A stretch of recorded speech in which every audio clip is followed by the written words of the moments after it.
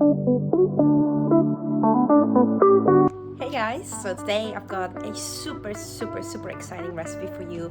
So today we're making gingerbread balls that are high in protein and taste like a dessert, but they're actually so good for you, and they are so easy to make as well. Literally just take about 20 minutes to put together. Perfect for a snack to take at work or just to snack on for breakfast, for an afternoon treat.